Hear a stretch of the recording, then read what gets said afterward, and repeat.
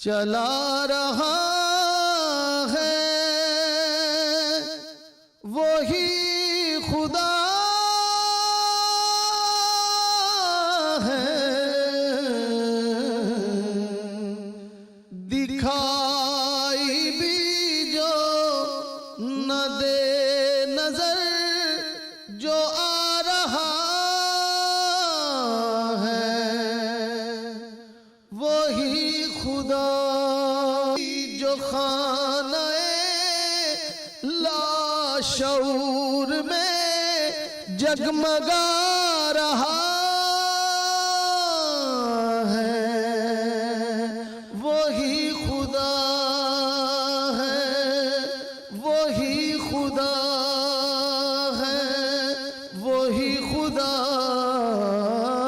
ہے، وہی خدا ہے، کوئی تو ہے جو نظام ہستی چلا رہا ہے، وہی خدا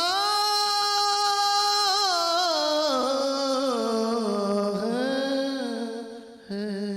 اللہ ماشاء اللہ، الحاج شہباز قمر فریدی صاحب کی آواز آپ سن رہے تھے، اور یہ وہ نعت خواں ہیں جو کہ پچھلے کئی سالوں سے بلکہ دہائیوں سے نعت خوانی کر رہے ہیں، پاکستان سمیت دنیا بھر میں اپنی آواز سے نبی کریم صلی اللہ علیہ وآلہ وسلم کی پاک ذات کی صفتیں بیان کرتے نظر آتے ہیں.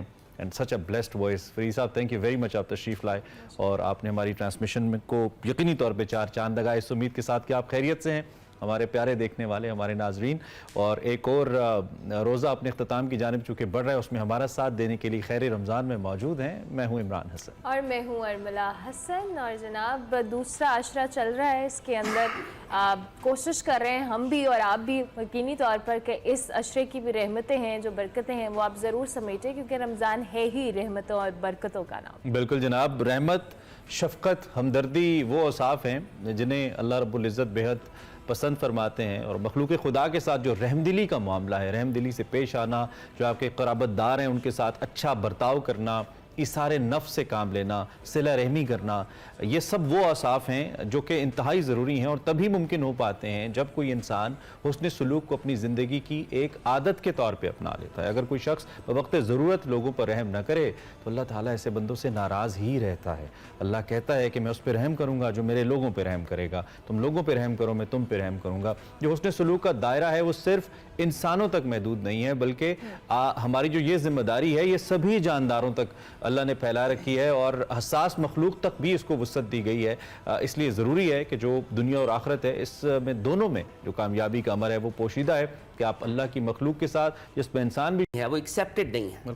امام حسن علیہ السلام he represents a specific class of human beings، اور وہ جو کلاس ہے اس کو اللہ رب العزت نے قرآن میں اہل البیت کہا، people of the house. جو اہل البیت ہیں ان کا تعلق کسی گروہ سے نہیں ہے، کسی فرقے سے نہیں ہے، یہ پوری امت کے لیے ہے، کیونکہ یہ پروفٹ صلی اللہ علیہ وآلہ وسلم کی فیملی ہے. اور میں یہاں پہ آغاز میں حضرت ابوبکر صدیق رضی اللہ تعالیٰ عنہ کا ایک قول آپ کے سامنے رکھوں. حضرت علی کے ساتھ کانورزیشن کر رہے تھے اور کہہ رہے تھے، علی میں اپنی فیملی سے تمہاری فیملی کو زیادہ عزت دیتا ہوں، زیادہ محبت کرتا ہوں، کیونکہ تمہاری فیملی پروفٹ صلی اللہ علیہ وآلہ وسلم کی فیملی ہے.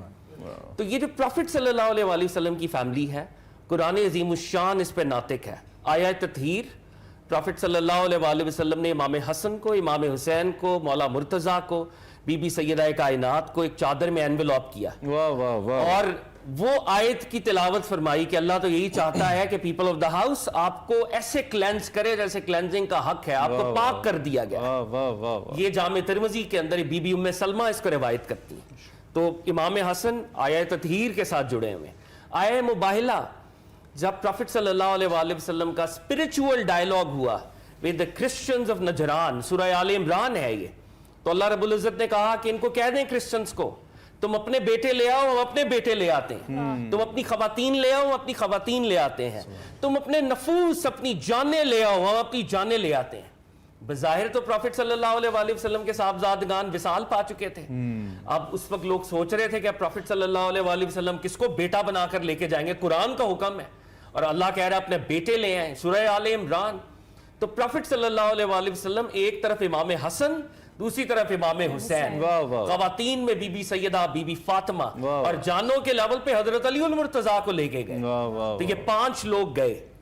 اور اسی طرح قرآن میں ایک اور جگہ اللہ رب العزت ارشاد فرماتے ہیں کہ حبیب یہ آپ سے کمپنسیشن مانگ رہے ہیں کہ ہم آپ کے لیے کچھ کرنا چاہتے ہیں, آپ نے ہمیں تبلیغ کی, ہمیں دین سکھایا, اللہ اور اس کے رسول کی معرفت عطا کی, تو ان کو کہہ دیں کہ ان کی کمپنسیشن یہ ہے کہ یہ میرے قرابت داروں سے مودت کیا کریں. واہ واہ واہ. مودت, اور جہاں پہ محبت قربان ہوتی ہے وہاں سے مودت شروع ہوتی ہے. اور مودت کیا ہے؟ the scholars of Arabic language وہ کہتے ہیں مودت ایسے ہے جیسے I am breathing oxygen, میں آکسیجن کے بغیر زندہ نہیں رہ سکتا.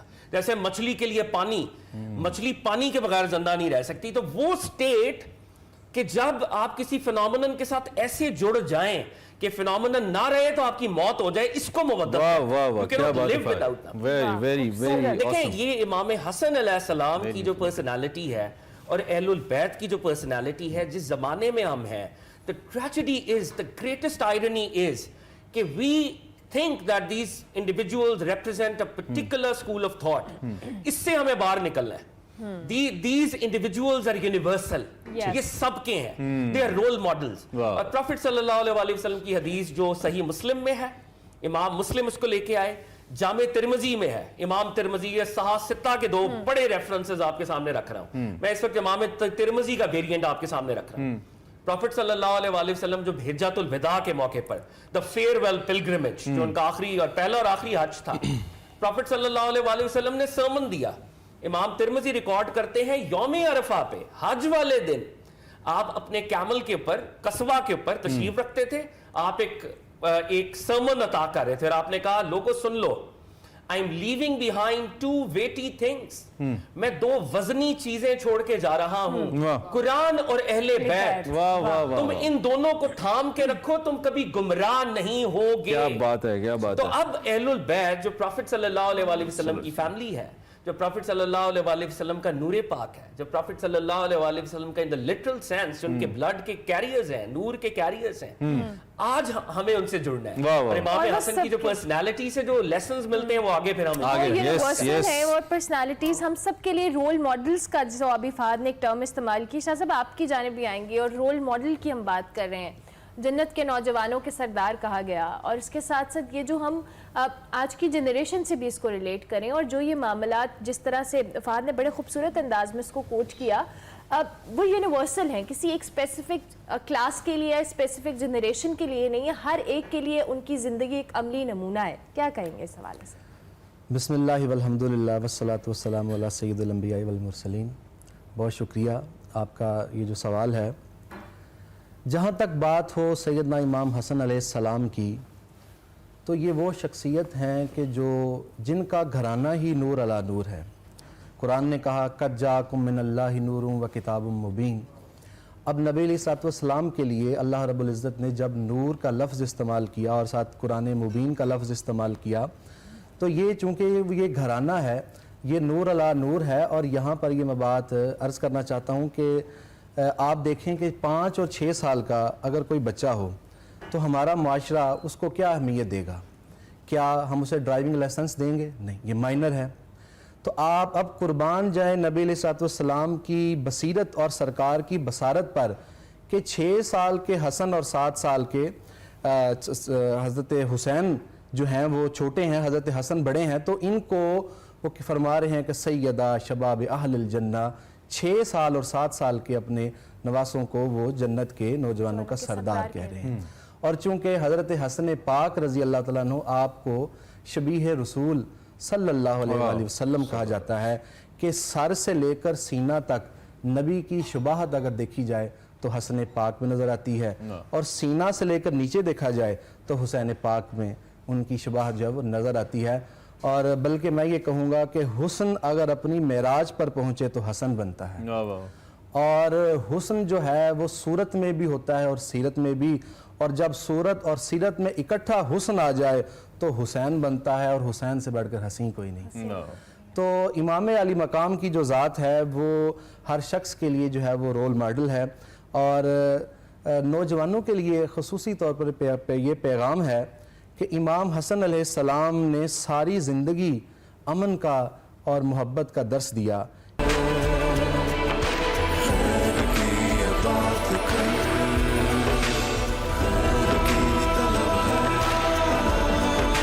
ہم کہتے ہیں ہائپوتھیٹیکلی وہی حق پہ ہے. For the sake of this country پیچھے ایک ایک سٹیپ ہونا چاہتے ہیں یا نہیں ہونا چاہتے. ویری نائس بات. امام حسن علیہ السلام نے امت کو بچا لیا اس وقت, اپنے اقتدار کو گیو اپ کر دیا, جو کہ پروفٹ کی طرف سے سینکشنڈ ہے. 30 years he was within those 30 years. تو یہ امام حسن علیہ السلام کی, اور جو نالج کی بھی ہم نے آغاز میں بات کی تھی, جیسے شہباز قمر فریدی, میں تو یہ جب نعت خان اور ثنا خان پڑھتے ہیں تو میں تو کہتا ہوں they are the silent soldiers of Prophet صلی اللہ علیہ وسلم, silent soldiers of اہل البیت. یہ علی کے ملانگے ہیں, اہل بیت کے ترانے گاتے ہیں, پروفٹ کی نعتیں پڑھتے ہیں. اللہ رب العزت کی حمد, اللہ ان کو بہت برکت عطا کرے. آمین. تو داتا صاحب کی بات کر رہے تھے. داتا صاحب رضی اللہ تعالیٰ عنہ, شیخ حجویر, امام حسن علیہ السلام کی اولاد ہے. اور آپ کا جو ٹیکسٹ ہے کشف al Mahjub, Unveiling the Veiled, it has been translated into 30 languages.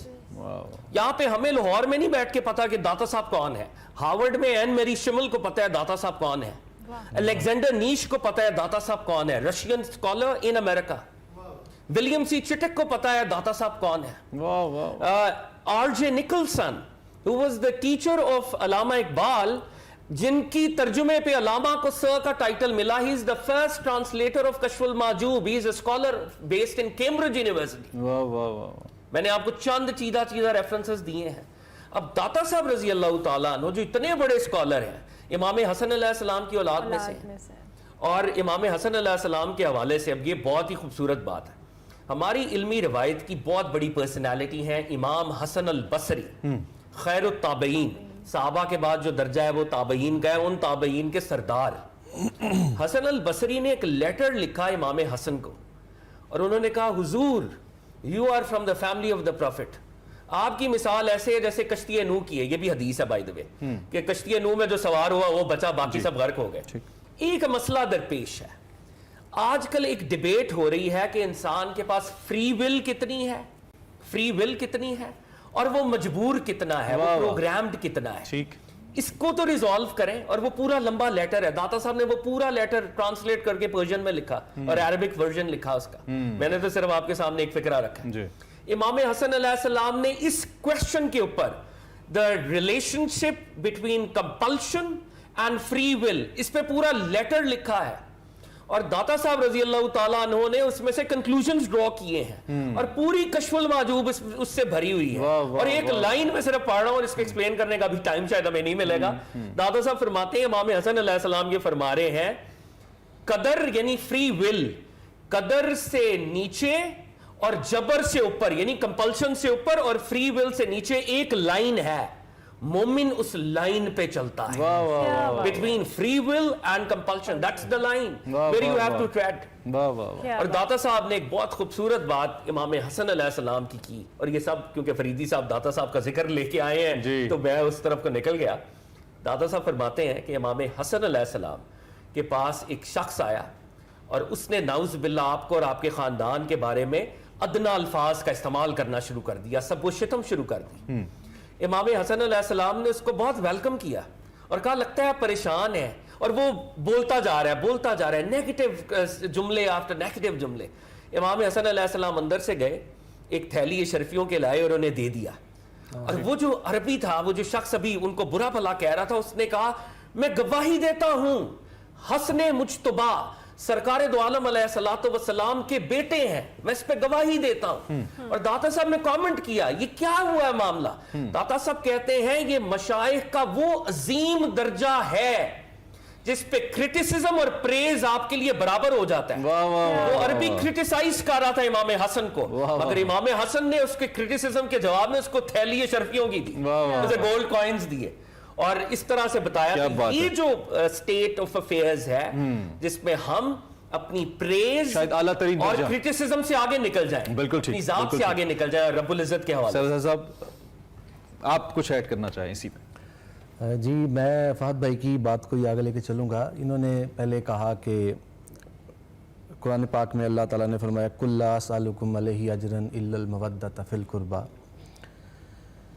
कि जब असहाब रसूल सल्लल्लाहु अलैहि वसल्लम बारगाह रिसालत माब में हाज़िर हुए तो उन्होंने कहा या रसूल अल्लाह सल्लल्लाहु अलैहि वसल्लम, आपने हमें वो दीन अता किया, वो रास्ता अता किया कि जो जहन्नम से निकाल कर हमें जन्नत की तरफ लाने वाला है।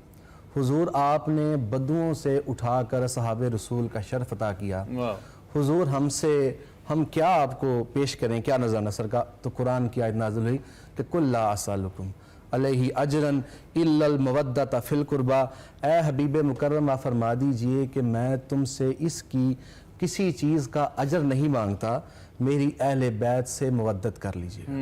अब मुवद्दत के बारे में मैं ये जुमला ऐड करना चाहता हूँ कि मोहब्बत और मुवद्दत में फ़र्क है। अल्लाह रब्बुल इज़्ज़त यहाँ मोहब्बत भी कह सकता था, लेकिन मुवद्दत का लफ्ज़ इस्तेमाल किया। मोहब्बत किसी खसूसियत को देख के की जाती है और मुवद्दत आंखें बंद करके की जाती है।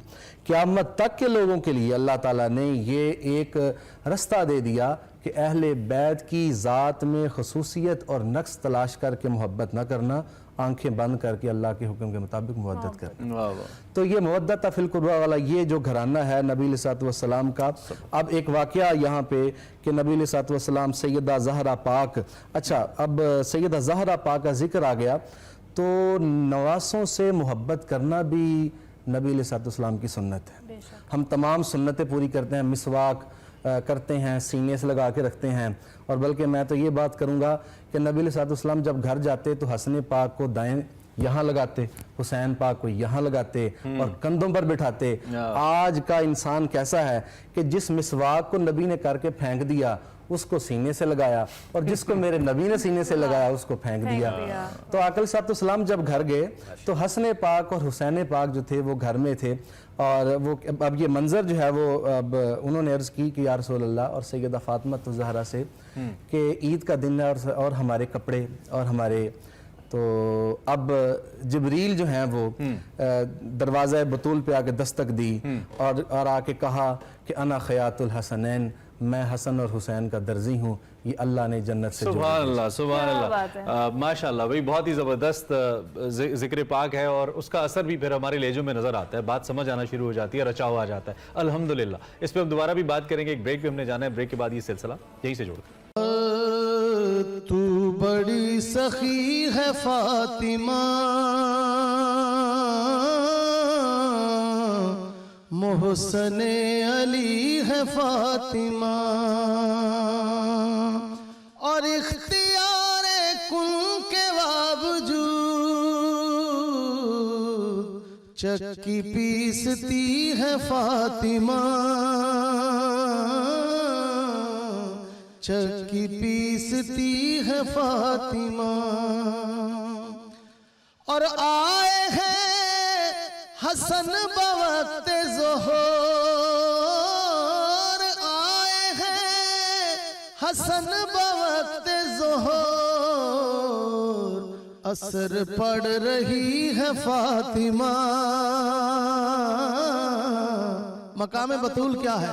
असर पड़ रही है फातिमा। और आए हैं हसन बवर, आए हैं हसन बवक्त ज़ोहर, असर पड़ रही है फातिमा, असर पड़ रही है फातिमा। तू बड़ी सखी है फातिमा, तू बड़ी सखी है फातिमा। और लाड में खदीजा कहती थी, लाड में खदीजा कहती थी, रब की लाडली है फातिमा, रब की लाडली है फातिमा। सैयदा रब की लाडली है फातिमा, रब की लाडली है फातिमा। और जो है रहमतुल लिल आलमीन, जो है रहमतुल लिल आलमीन, उनकी उनके घर पली है फातिमा, उनके घर पली है फातिमा, तू बड़ी सखी है फातिमा, तू बड़ी सखी है फातिमा। आए हैं हसन वक्त ज़ोहर, असर पड़ रही है फातिमा, असर पड़ रही है फातिमा। माशाअल्लाह, सुभान अल्लाह। अल्लाह शवास कमर फरीदी साहब गुलाय अकीदत निछावर कर रहे थे। क्या खूबसूरत मनक़बत और क्या खूबसूरत छोटी बहर की मनक़बत, माशाअल्लाह, मज़ा आ गया जी।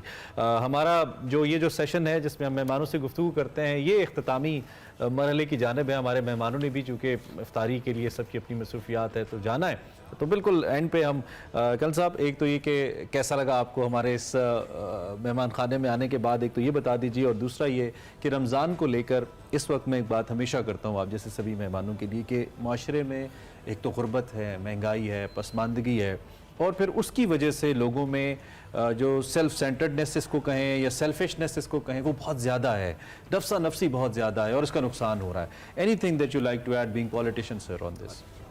सबसे पहले तो बहुत ही अच्छा, रियली बड़ा अच्छा टाइम ये रोज़े के इख्तितामी 2 घंटे आपकी वजह से कैसी कैसी खूबसूरत कलाम सुनने को मिले, और फिर जो बातचीत मैंने पहली दफ़ा, I am really impressed by the knowledge इनके पास है फाद साहब, और फिर दोनों आप जैसे शो होस्ट कर रहे हैं तो it was a treat, really enjoyed the time. तो देखें, वही बातें मैं करना चाहूँगा जो फाद साहब कर रहे थे। There is a time to step back, एक एक कदम सब पीछे उठाएं और इस मुल्क की बेहतरी का सोचें। इस मुल्क के अंदर बेशुमार लोग हैं जिनके लिए 2 वक्त की रोटी का भी मसला है और शदीद मसला है, और ये बढ़ता जा रहा है। तो आई थिंक कोई ऐसा सिस्टम मैकेनिज़्म आना चाहिए कि हम मुआशी सूरत हाल को बेहतर करें, लोगों की ज़िंदगी में बेहतरी लाएं। कभी ये सीन नहीं देखा था, मुझे अफसोस हुआ, हमने कोशिश की, हर बंदा अपनी खूबियाँ बयान करता है। अल्हम्दुलिल्लाह हमें 4 साल में कभी ना आटा तकसीम करने की ज़रूरत पड़ी। हमारे उस वक्त के जो मुआशी इंडेक्स, जो भी सूरत हाल थी, आज की सूरत हाल से बहुत बेहतर थी। तो आइंदा भी ऐसी होना चाहिए। आप 5 साल जब किसी गवर्नमेंट को देते हैं तो उसको पूरे करने दें, उसके बाद मुआवजा करें। इन्होंने ये डाल लिया, उठा के नवाला ऐसा जिसको अब ना ये बाहर निकाल सकते हैं ना ये अंदर लेके जा सकते हैं। अवाम बहुत बदजन है। इमरान खान का करिश्मा अपनी जगह है, मगर महंगाई अपनी जगह है जो लोगों को मजबूर करके बाहर सड़कों पर लेके आ रही है।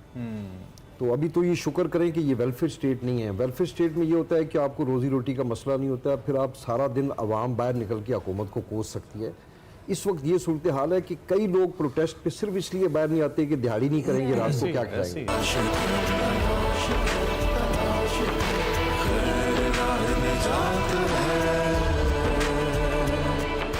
खैर रमज़ान में आपको एक बार फिर से खुशामदीद। वक्त हुआ चाहता है हमारे सेगमेंट निकले तेरी तलाश में, जिसमें सिलसिला है मुस्तंसर हुसैन तारड़ साहब की किताब मुँह वल काबे शरीफ का। देखते हैं आज क्या है।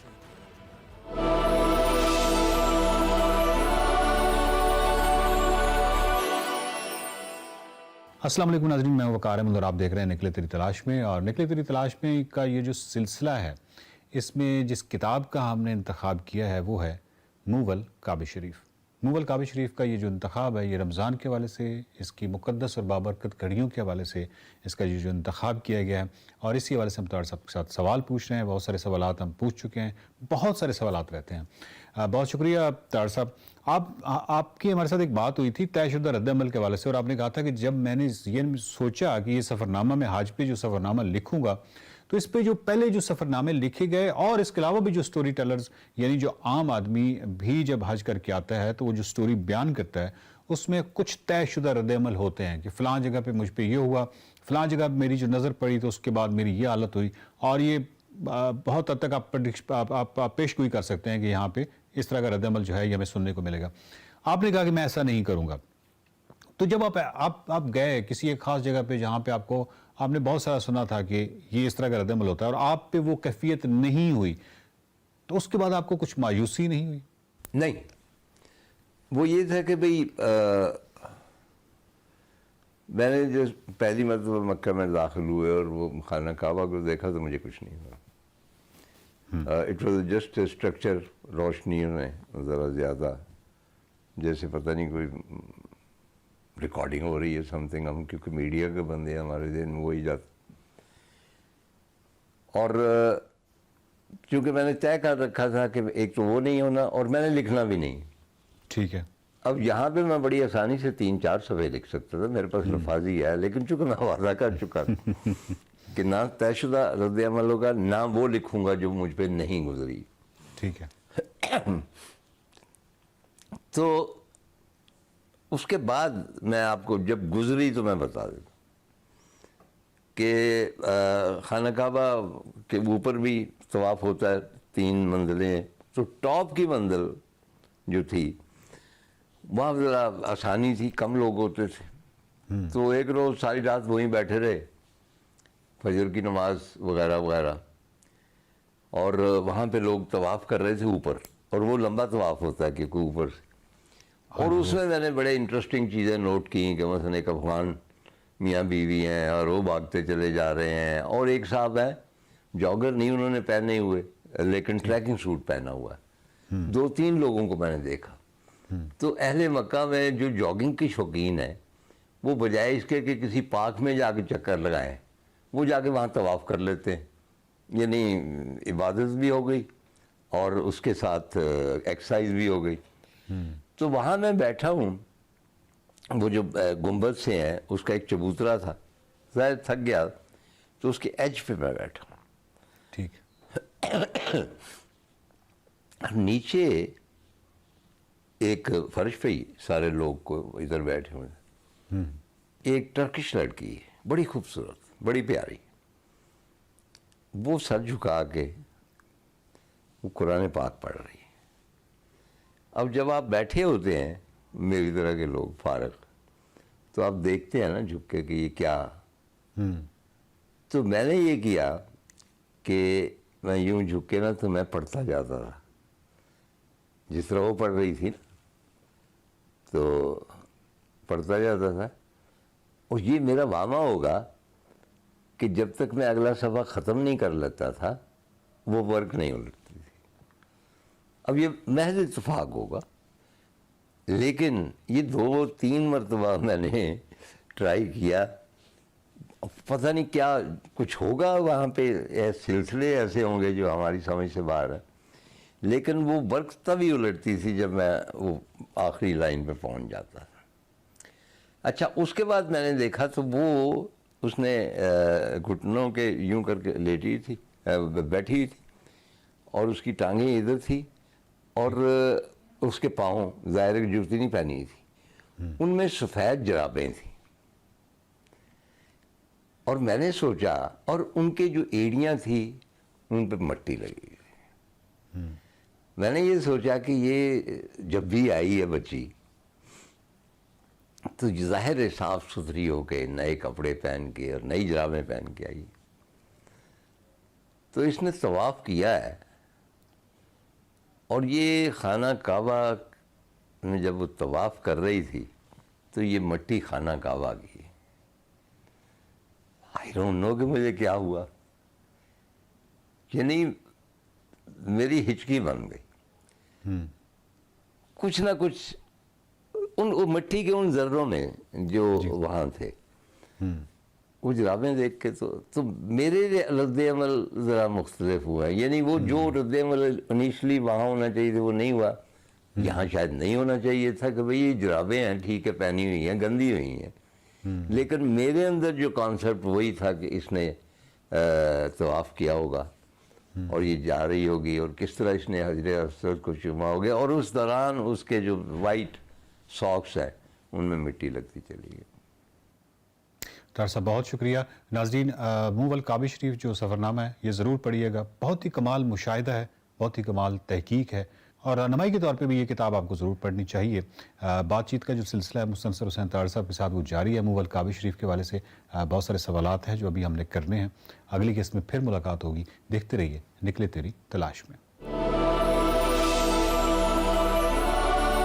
تو इस रमज़ान सिर्फ रोज़ा ही नहीं बल्कि दिल भी खोलें, ये है कोका कोला का एक खूबसूरत पैगाम जो रमज़ान के लिए बात करता है बराबरी और साथ मिलकर बैठने की। हर साल कोका कोला बरकतों को उन लोगों तक पहुंचाता है जो हमसे थोड़ा दूर है, लेकिन इस साल कोका कोला और रिस्क फाउंडेशन ने साथ मिलकर उन लोगों के लिए मदद के लिए कदम बढ़ाए हैं जो 2022 के ज़लज़ले से मुतासिर हुए। जी बिल्कुल, 2022 का जो सैलाब था इससे मुतासिर हुए हैं। इसमें शामिल हैं 3 करोड़ से ज़ायद लोग और तकरीबन 15 लाख घर इस सारे मसले में बर्बाद हुए, जिनको अभी मदद की ज़रूरत है। कोका कोला और गो रिस्क फाउंडेशन इस प्रोग्राम से मदद करेंगे कुछ किसानों की जिनकी तादाद तकरीबन 1000 है और उनको फर्टिलाइज़र, पेस्टिसाइड्स फराहम की जाएंगी और उनकी मदद की जाएगी और साथ साथ सीड्स फराहम किए जाएंगे जिसके ज़रिए वो दोबारा अपनी फसलें काश्त कर सकें और दोबारा अपनी फसलों को इंशाल्लाह बहाल कर सकें। बिल्कुल, तो आप भी आज ही कोका कोला की बोतल खरीदें जिसके बदले ग्रो रिस्क कुछ हिस्सा जो है उसको एहतियात की सूरत में दिया जाएगा और इसकी जो अपडेट्स हैं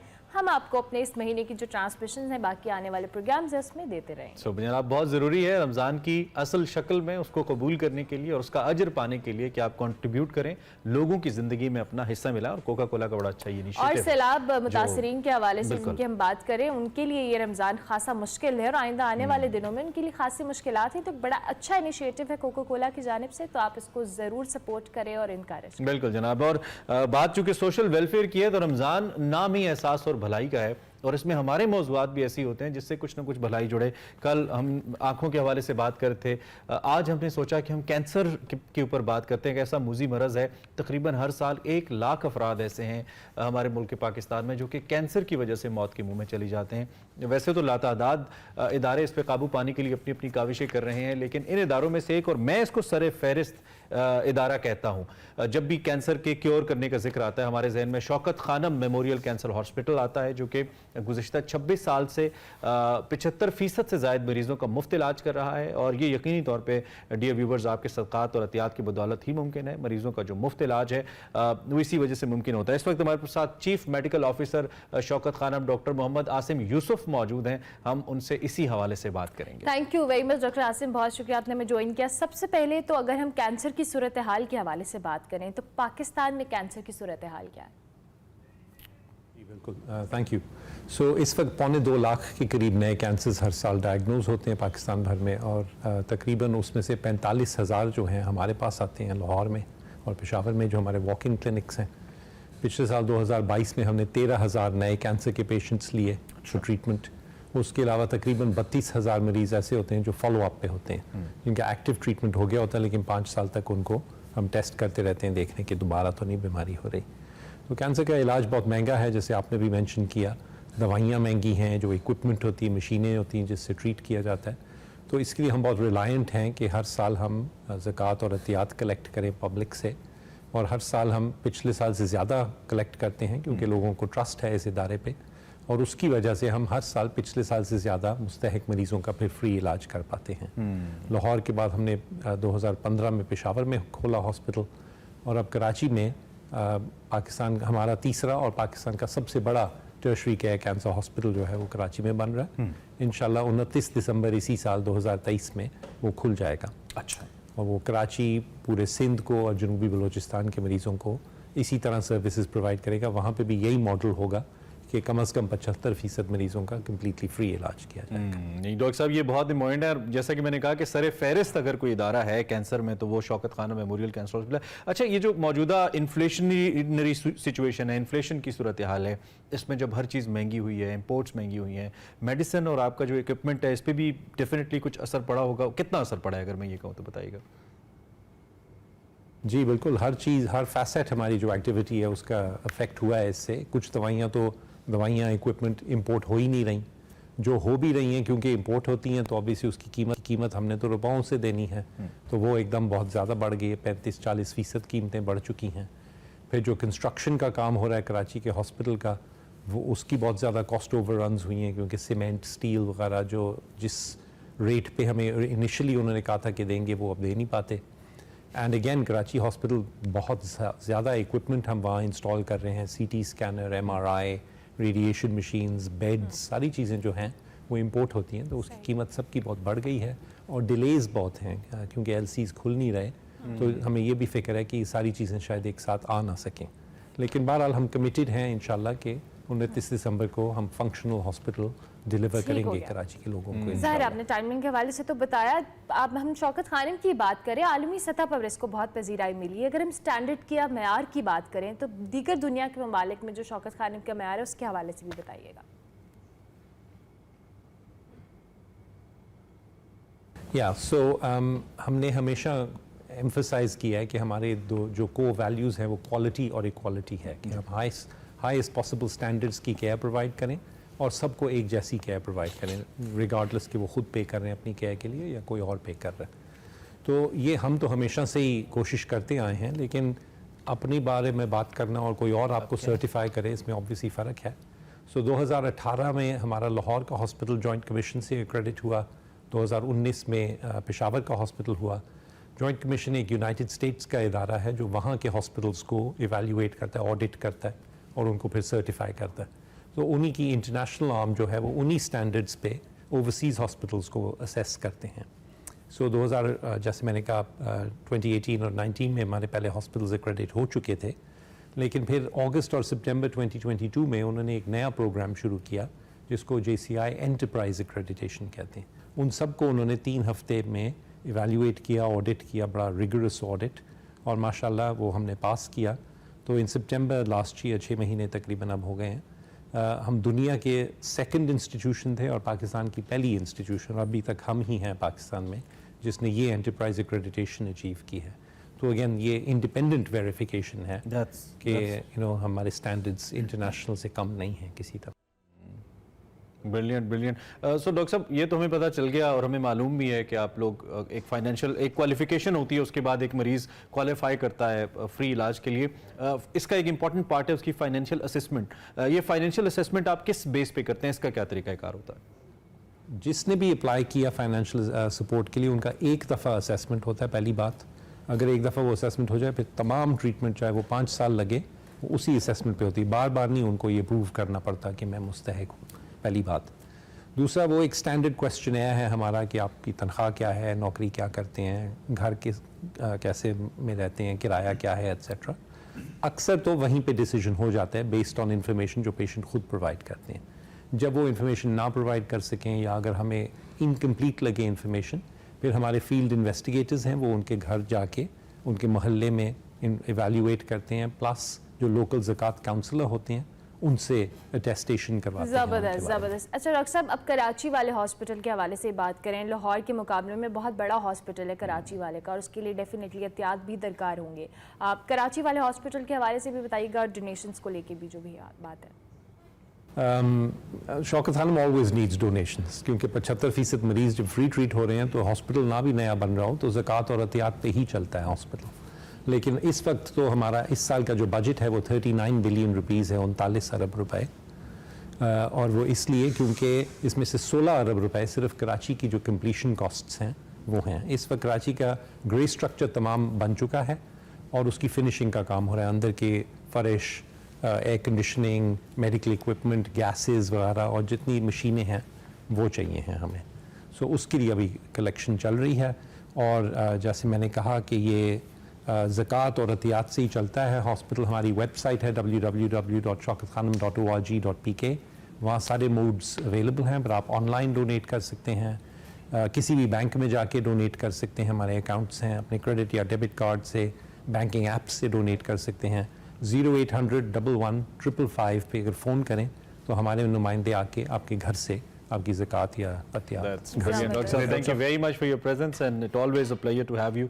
आप जब भी तशरीफ़ लाते हैं हमें अच्छा भी लगता है। और साथ साथ नाजरीन, डॉक्टर साहब ने तो मैसेज दिया है, हम भी अपने तवस्सुत से आपको पैगाम देते हैं कि भाई रमज़ान में वैसे भी आप 1 रुपया अल्लाह की राह में दें तो वो कई गुना आपको ज़्यादा मिलता है। सो ज़रूर शौकत खानम मेमोरियल हॉस्पिटल और दीगर भी जो अच्छे इदारे हैं उनको सपोर्ट करें, उनके साथ खड़े हों।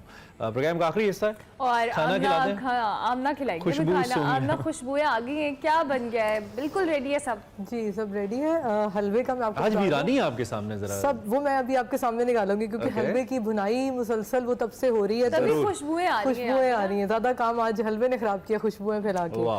یہ بیسن میں نے لے لیا تھا، 2 کپس بیسن لیا ہے اور اس میں 3/4 کپ جو ہے وہ سوجی ایڈ کرنی ہے۔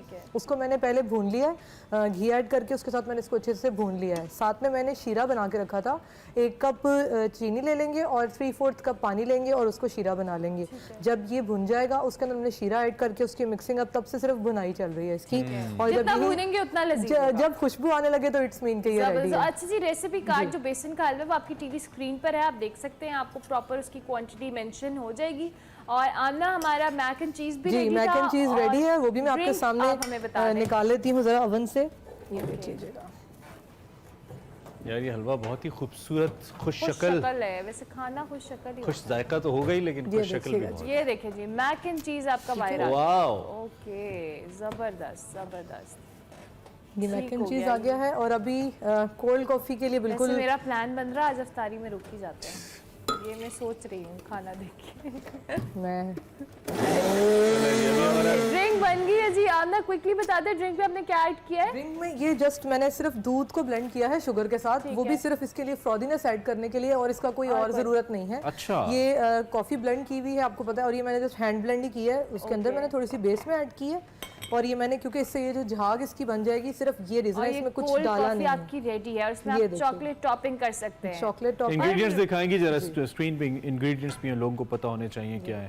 یہ جی کولڈ کافی کے ناظرین اس میں آپ ایسے آئس کریم ایڈ کر سکتے ہیں۔ ہاں یہ تو میں بھی بنا سکتا ہوں۔ فریشلی بریوڈ کافی لی ہے، اس کو آپ نے جسٹ اس کے اندر بلینڈ کر کے، کولڈ آپ کا ملک ہے، ice cream vanilla ice cream chocolate ice cream جو بھی آپ ایڈ کرنا چاہیں اسے اس کی ٹاپنگ بہترین Amna, thank you very much Amna, اور بہت زبردست ریسیپی آج ہمیں بتائی شکر ہے میں اس وقت کیمرے میں نہیں، جب میرے منہ میں پانی آ رہا تھا۔ I just managed somehow. Amna, thank you very much for this delicious recipe. امید ہے کہ آپ کو آج بھی اچھا لگا ہوگا اور ٹرائی ضرور کیجیے گا اور فیڈ بیک دے تو ہمیں اور بھی اچھا لگے گا۔ پروگرام اپنے اختتام کو پہنچا، الحمدللہ آپ سے انشاءاللہ کل ملاقات کریں گے۔ افطاری کے وقت دعاؤں میں یاد رکھیے۔ اللہ حافظ۔